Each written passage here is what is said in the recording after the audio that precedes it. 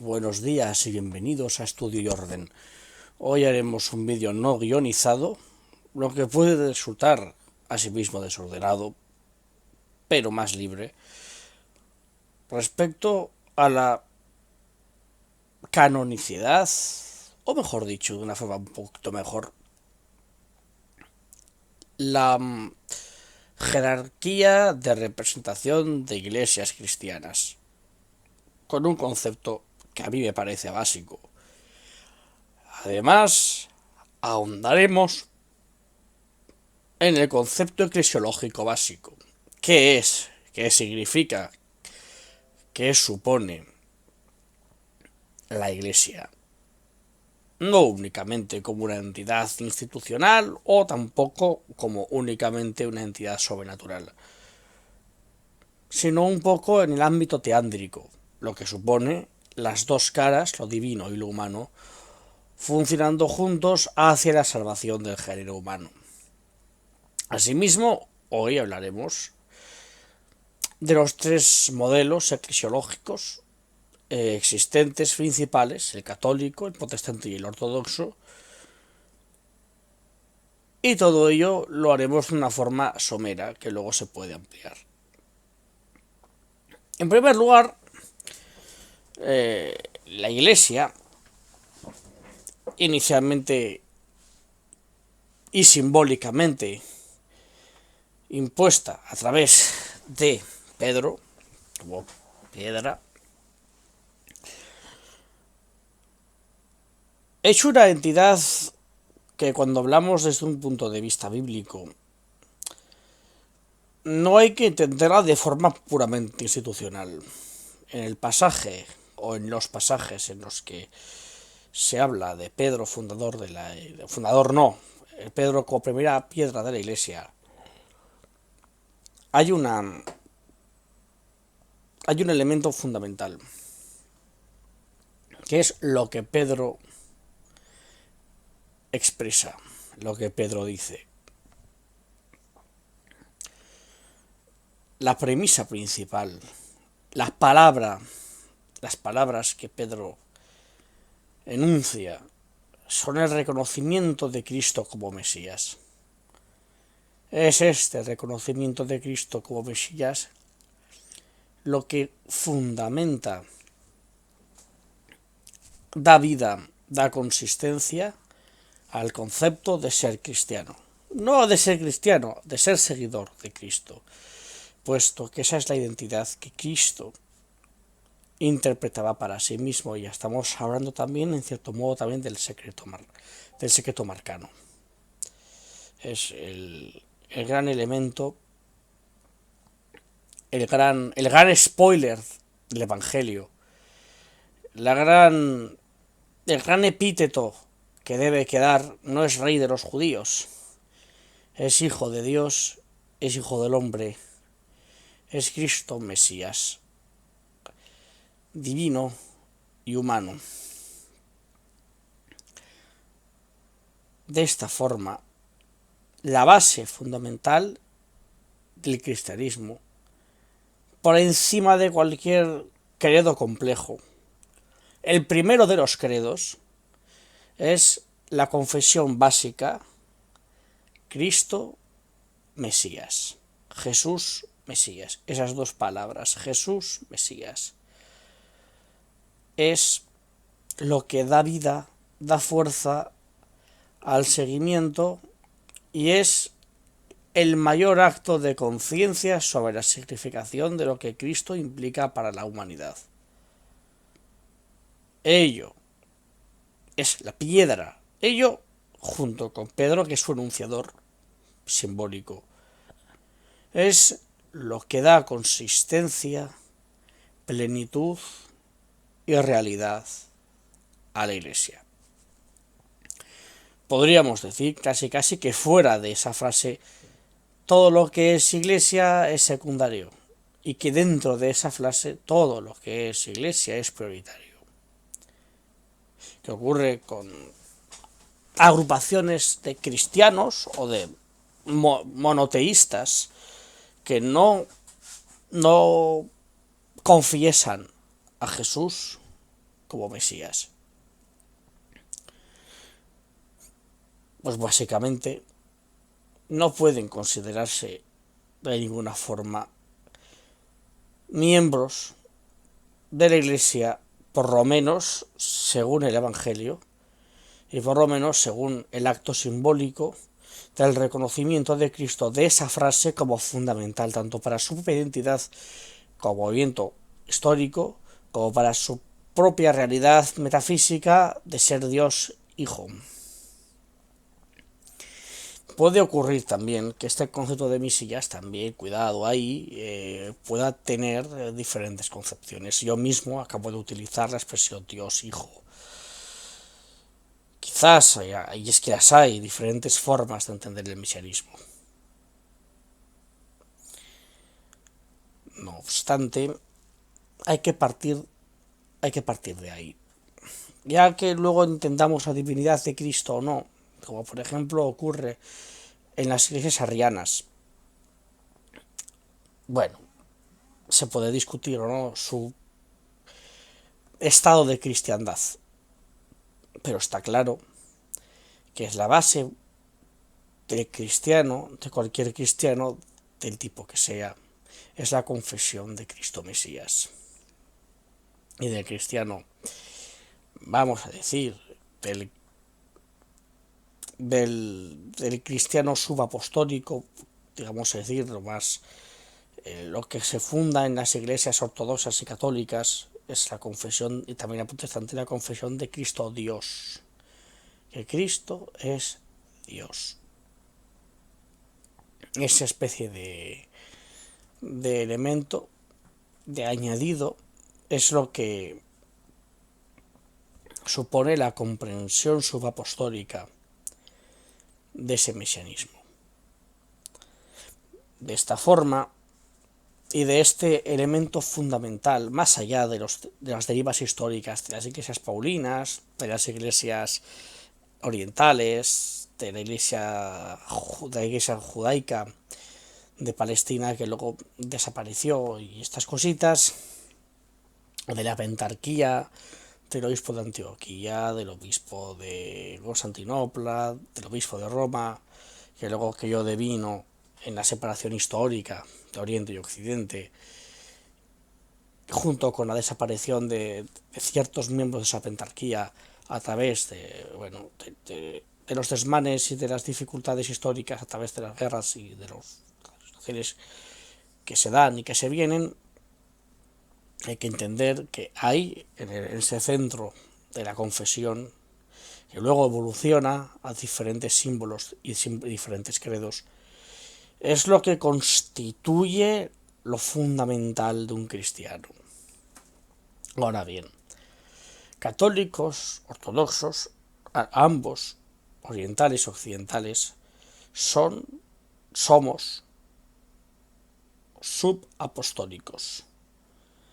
Esto significa iglesias fundadas directamente de los apóstoles. Subapostólico proviene directamente de los apóstoles y de las idas y venidas de una misma comunidad y de una misma línea de imposición de manos. Esto es de llamarlo así, apóstol, apóstol, obispo, obispo, que van convirtiéndose en diferentes comunidades. Dicho de esta forma, la Iglesia ortodoxa y la Iglesia católica es una misma comunidad de obispos, pero con suficientes diferencias entre ellos como para actuar de manera diferente en lo humano, pero de manera imétrica o simétrica o de manera igual en lo divino. Esto quiere decir que la Iglesia ortodoxa y la Iglesia católica son las dos igualmente válidas en el camino de salvación.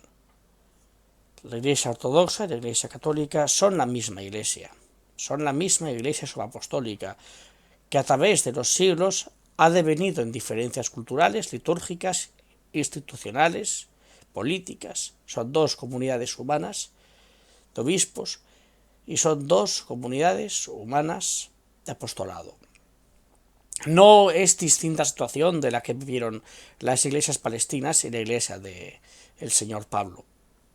En el fondo, sin haber una escisión demasiado estructurada, a diferencia de la distinción entre la iglesia oriental ortodoxa y la iglesia católica, que está mucho más estructurada, sí que hay un paralelismo, porque las iglesias de Pablo funcionaban a su ritmo y manera, tenían sus normas y tenían su forma de actuar, y las iglesias palestinas otras diferentes. Había una especie como de dos concepciones de forma de actuar. Asimismo, también pasaba con la iglesia copta, que también es subapostólica. La iglesia copta, que todavía se mantiene en ciertas partes de Etiopía y en otras partes del mundo, también, obviamente en Egipto. Es lo mismo, es otra iglesia subapostólica, igualmente válida para la salvación, pero otra comunidad de descendientes de esa línea de los apóstoles iniciales. Y luego ya vienen ciertas cuestiones como las iglesias protestantes. Aquí tenemos que diferenciar en lo formal, en la diferenciación formal, dos tipos. Iglesias protestantes formadas por obispos, antes católicos, que han mantenido su propia línea de actuación y de trabajo, y que en el fondo también son subapostólicas. Y las iglesias protestantes fundadas por no obispos, fundadas por cristianos independientes, que sin haber tenido una correlación se han desarrollado cristianamente de una forma autónoma, sobre todo a través de un concepto que es el sacerdocio universal. Hay que decir sobre ello que esa diferencia formal.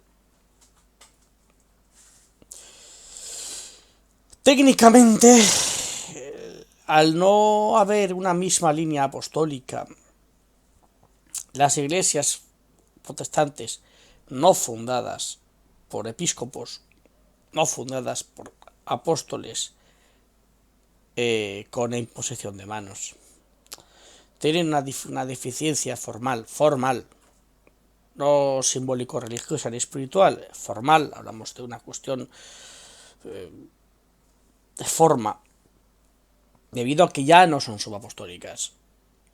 Son unas iglesias fundadas por cristianos disidentes que no han correlacionado su comunidad a las líneas de organización, por así decirlo, o de línea de representantes que provienen de la misma época de Cristo.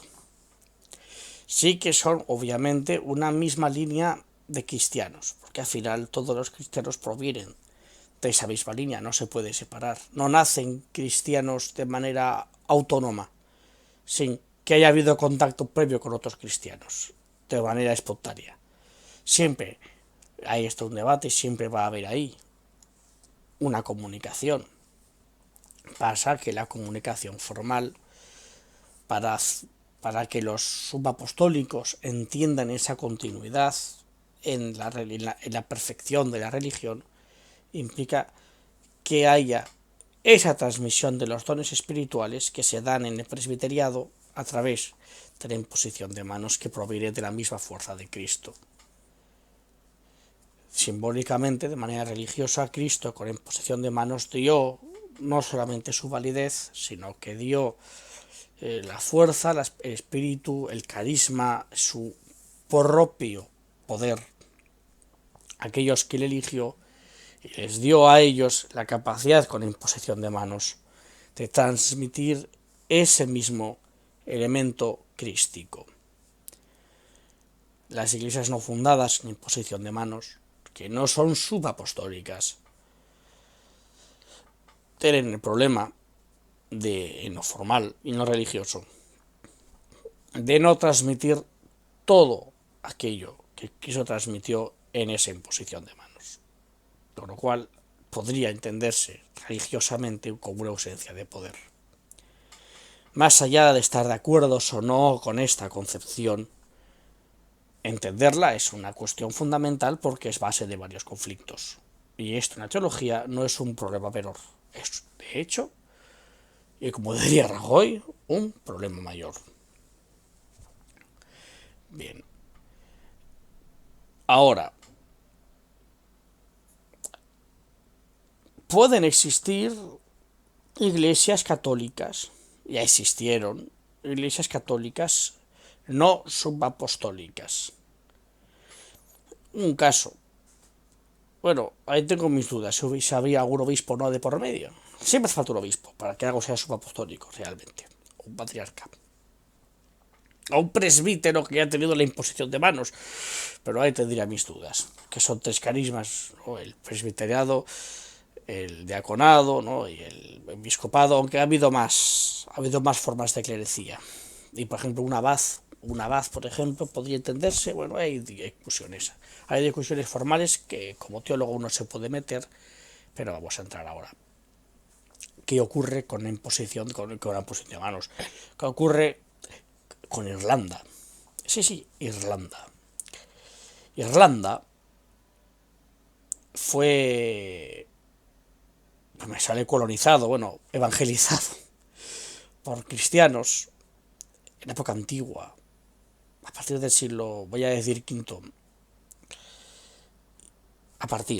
poco a poco, fueron entrando cristianos ahí y fundaron básicamente una iglesia distinta a la iglesia de Irlanda, creada básicamente por monjes que fueron para allá. Claro, estos monjes eran cristianos, venían de un ambiente, algunos, bueno, eran católicos muchos de ellos, no sé si habría arrianos, imagino que fueron sobre todo católicos.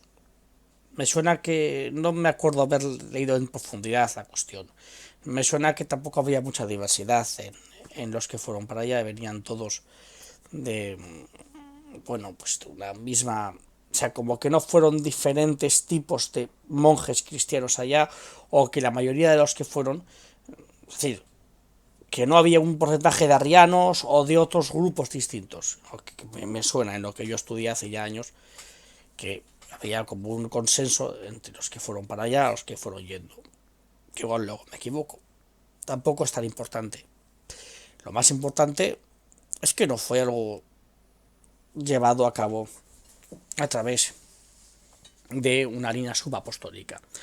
No es que se formara una comunidad a través de obispos, a través de lo que sería la forma antigua evangélica de funcionar, ¿no? A través de la creación de unas comunidades, familiares o no, con los representantes de la comunidad local, o vamos a decirlo así, ¿no? Con lo que llamaríamos ahora mismo el pastor, que antiguamente pues era el presbítero, que en el fondo funciona como como un legado, así como un legado del obispo, y el diácono como un intermediario entre el obispo y el presbítero. No, estos fueron comunidades de monjes que formaron una iglesia ahí con todos los elementos católicos de forma, pero en el fondo no era subapostólica. Era subapostólica en el sentido de que no mantenía demasiada diferenciación cultural, espiritual, era básicamente catolicismo, pero con una organización distinta y descentralizada en cierto modo. Estas comunidades de monjes, claro, no eran comunidades subapostólicas. A un nivel de credo, a un nivel de, bueno, a todos esos niveles de elementos religiosos, no daban una dificultad de compatibilidades, como si lo pueden hacer las iglesias protestantes, pero sí que es curioso que podríamos hablar de una iglesia católica no subapostólica. No vamos a entrar en las diferencias específicas entre diferentes protestantes o en si puede haber, porque las hay, diferencias religiosas en ámbitos específicos, porque daríamos un vídeo de 10 horas. Quiero hablar de las lo que implica la Iglesia. Y luego, esas tres... Vamos a empezar por las tres... Hemos puesto al revés de lo que dijimos que iba a ser, pero vamos a hacerlo así. Vamos a distinguir un poco el concepto protestante, ortodoxo y católico de lo que supone la Iglesia. Luego daré el concepto que más me ha interesado a mí de las concepciones eclesiológicas simbólicas. Vale, ¿qué implica la Iglesia para un católico? Simbólicamente, de un modo fácil, imaginémonos la construcción de un enorme barco. Un barco inmenso, gigante, como un arca de Noé, donde tienen que caber todos los seres humanos. Este barco, que es la Iglesia, tiene que llegar al puerto de Cristo.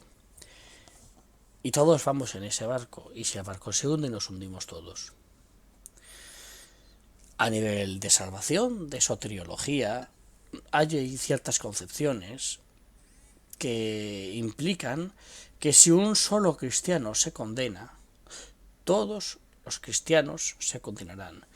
Hay algunos que lo llevan todavía más adelante y dicen que si un solo ser humano se condena, toda la humanidad se condenará.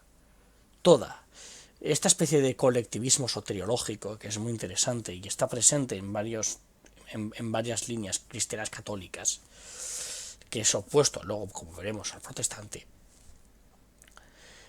es muy interesante para entender, claro, esta dinámica teándrica entre humanidad y divinidad.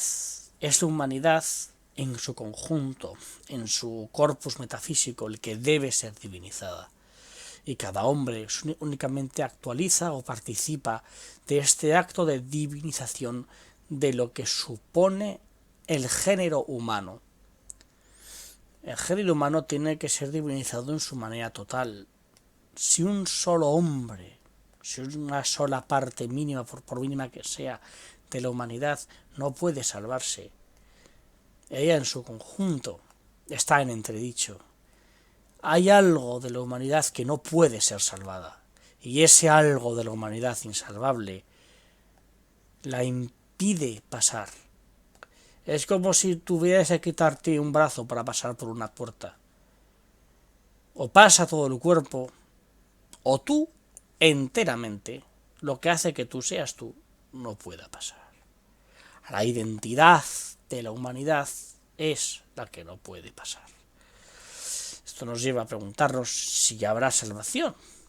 Ya hemos visto cosas barbáricas en el pasado, actos inmundos cometidos por muchas personas a lo largo de la historia, actos despiadados de un pecado y de agonía, actos horrorosos de muerte y destrucción.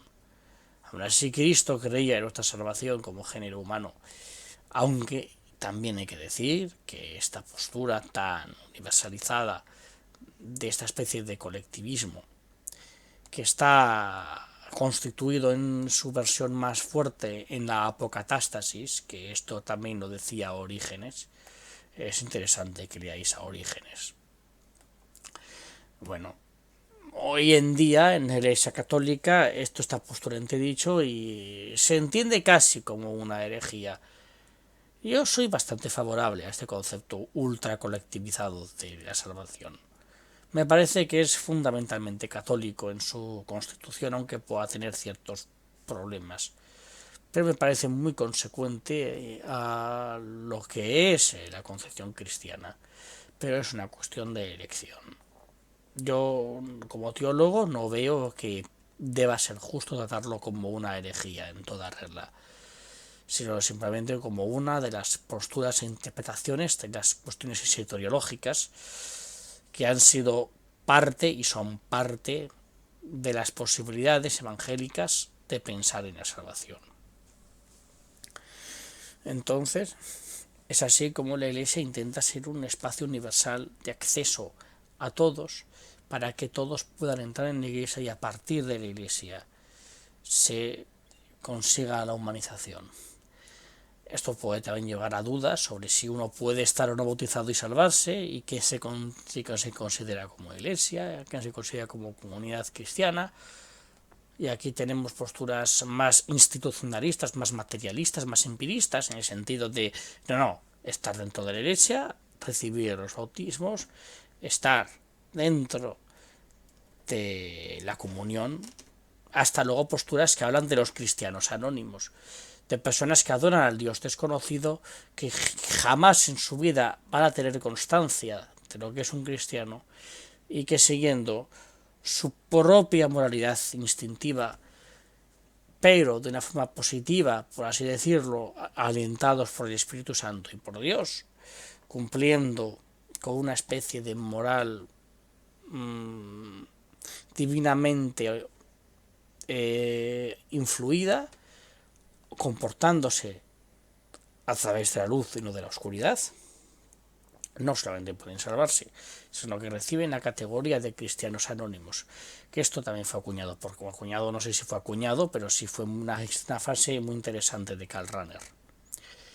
Estos cristianos anónimos son transhistóricos, y el primer ser humano, e incluso quizás son los neandertales y otros homínidos, también pudieran haberse considerado o pueden considerarse cristianos anónimos.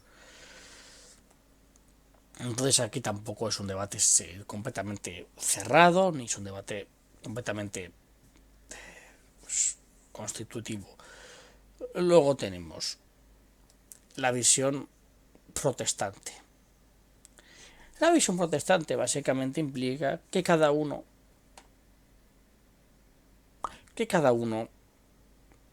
se haga su barca y llegue a puerto.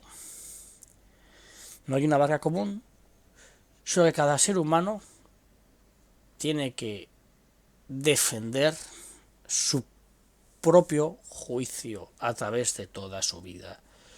Tú naces y tu propia salvación está en entredicho. Es tu propia humanidad la que está en juego. Cuanto antes tomes conciencia de la fragilidad de tu alma, cuanto antes tomes conciencia del riesgo de condenación y antes te pongas en camino a la salvación, tú por tus propios medios, a través de la sola fe, la sola escritura, en los casos más extremos de protestantismo, en otros casos más suaves a través del acto básico, ¿no?, del amor, otros a través de un comportamiento ejemplar. Pues cada protestante, cada línea, cada postura, las hay de diferentes formas. Los más radicales suelen ser los calvinistas, luego hay otros tipos más, y luego están luteranos, que tienden a ser ciertamente un poco radicales, pero depende de su concepción. Y luego ya tenemos posiciones mucho más diferentes, son diferentes como los cuáqueros. Luego hay muchos tipos de protestantes, vamos a entrar en los 10.000 tipos que hay. Es importante entender que el protestantismo parte de un individualismo soteriológico, con más o menos diferencias, quizás matices, según las comunidades, según las tipologías de protestantes. En algunos que se parece más a católico, hay protestantismos que son prácticamente católicos, como el anglicano, pero es que es un protestantismo muy especial, no vamos a entrar ahí. Pero si entendemos un poco la diferencia fundamental soteriológica básica, que luego habrá que ramificarla, que también, ojo, hay en el catolicismo esta misma visión de la salvación individual existe, que es la que también realmente es la que está en sintonía con todas estas alocuciones históricas al pecado, a la muerte, todos estos elementos tan denostados, tan complicados históricamente, que han sido, bueno, la culpabilidad y el desarrollar la responsabilidad individual de la culpa y el sufrimiento, el dolor. Todas estas cuestiones son comunes.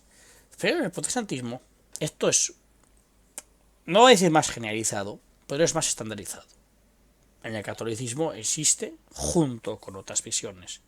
En el protestantismo es más difícil encontrar una visión colectivizada de la salvación.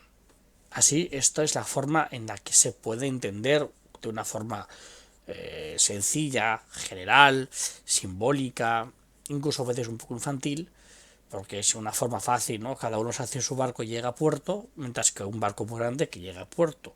Son imágenes explicadas, no es un desarrollo demasiado extenso sobre por qué sí y por qué no a través de diferentes textos, que es lo que quiero ahorrar, a través de todos los elementos bíblicos y de cientos y cientos y cientos de citas, que es lo que yo prefiero que vayáis a leer antes que yo explicar aquí. Prefiero explicar imágenes sencillas, porque aparte de ser más sencillo, me parece que es más universal, que es mucho más universal y llega a más gente.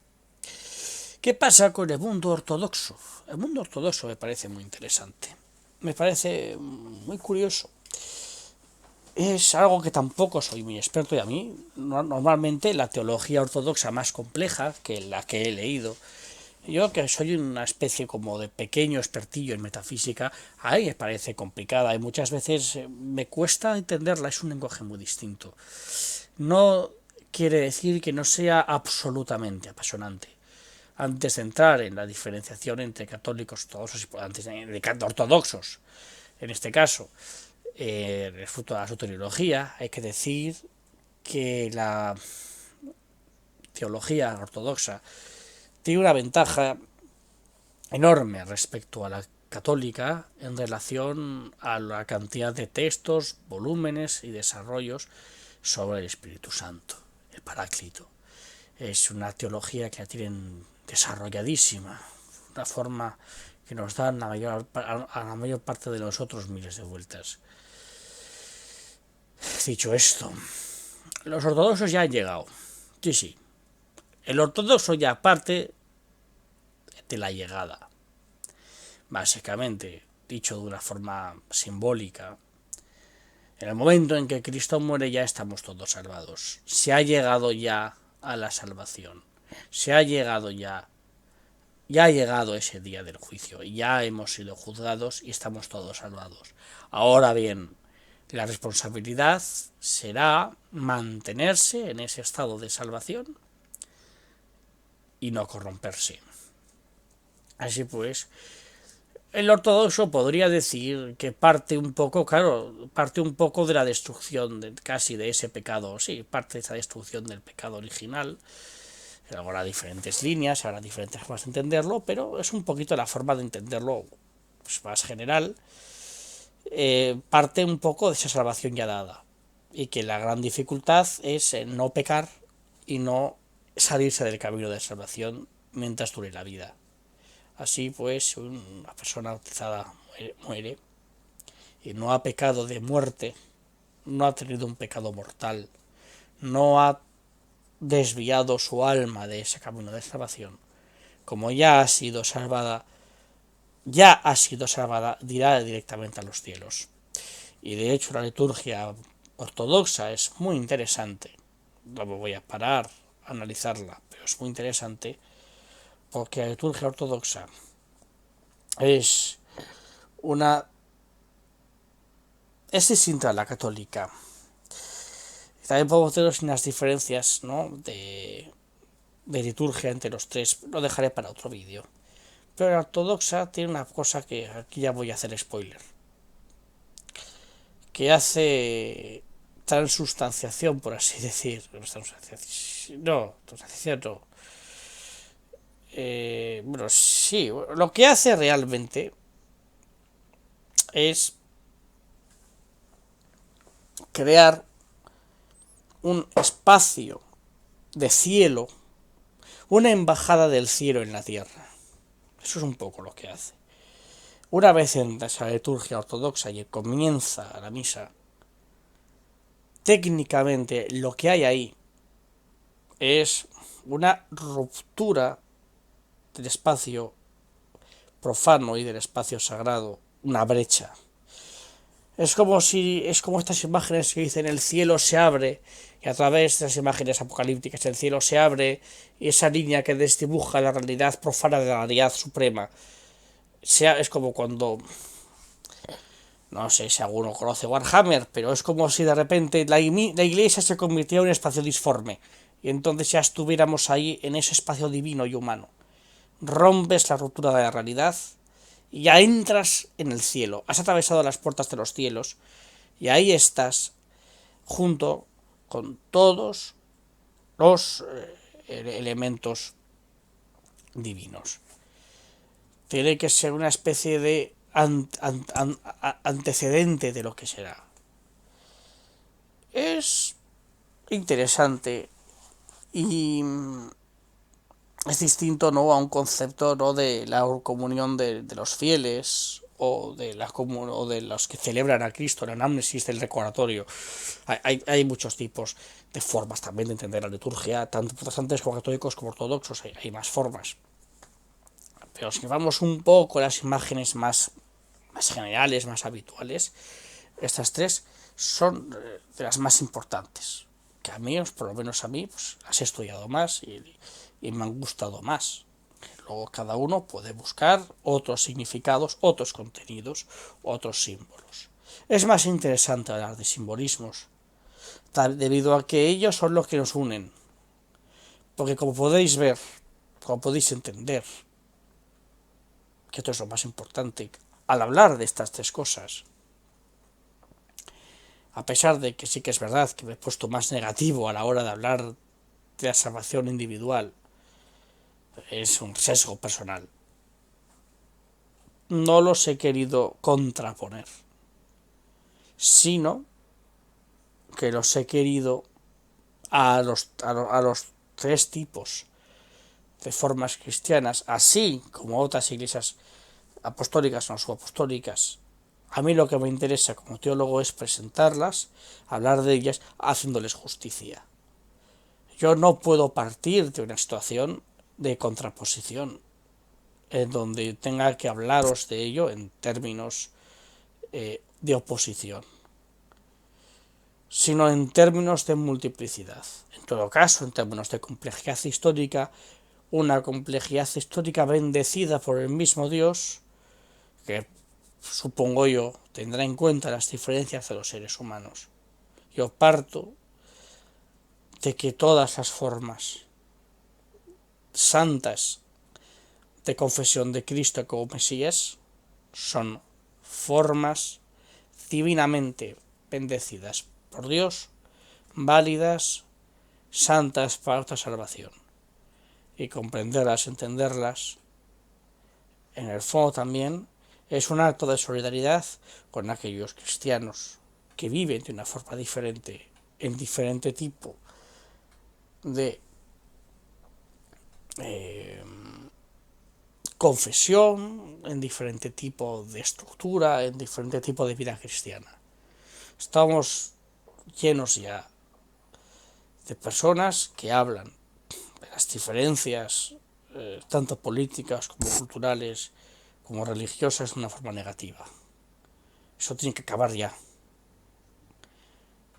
Si partimos de una diferencia entre grupos y de escisiones y de diferencias, quedarse pegándose por hacerlas más agudas o por levantarlas, ahí me parece secundario.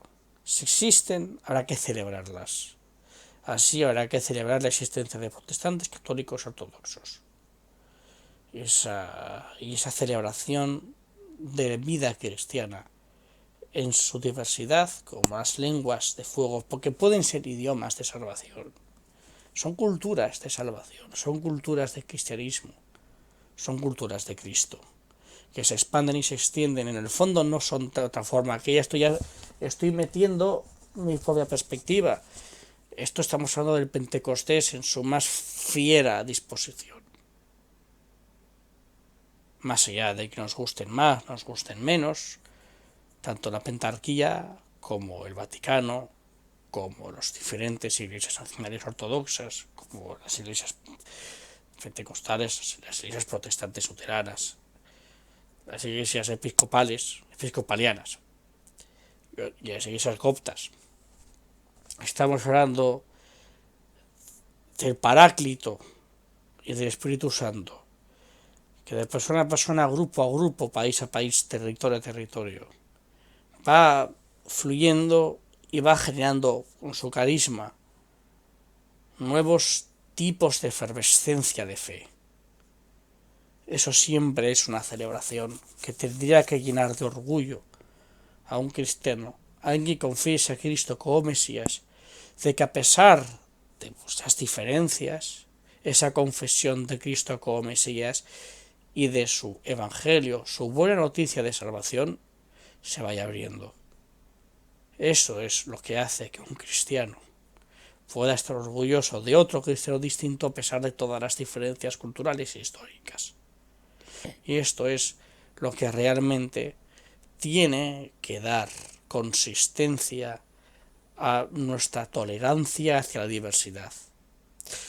¿Cómo considera cristianos que tienen formas ya muy diferentes, como mormones y como otros grupos que ya incluso tienen otro tipo de escrituras? A lo mejor dejamos para otro vídeo, pero siempre es mejor una visión más positiva, siempre y cuando uno tenga muy claro que la confesión es a Cristo como Mesías. En mi caso yo voy a añadir, pero incluso ahí podría haber cierta discusión, que tiene que ser Dios, Hijo. Y ya si nos metemos ya en los diferentes concilios, yo como fiel a la Iglesia Católica voy a continuar estableciendo dentro de los debates que se dan y que se legitiman dentro de esta iglesia específica que es la mía, voy a defender las bases principales de nuestra forma de confesar a Jesucristo. Una forma que pueda ser distinta a los arrianos, que pueda ser distinta a otras formas que a mí me parecen diferentes. A veces pues, más o menos, podían ser equivocadas o no, pero pues, estar encaminados en la salvación con recta conciencia y con una recta confesión de Cristo como Mesías y una comprensión de su amor que sea fiel al resucitado, solamente podré celebrar lo que ellos también hayan podido escuchar, aunque interpreten en su forma, que es su libertad y es lógico que lo hagan, que ya han podido recibir la buena noticia y que ya han podido recibir la llamada a la salvación. Muchas gracias.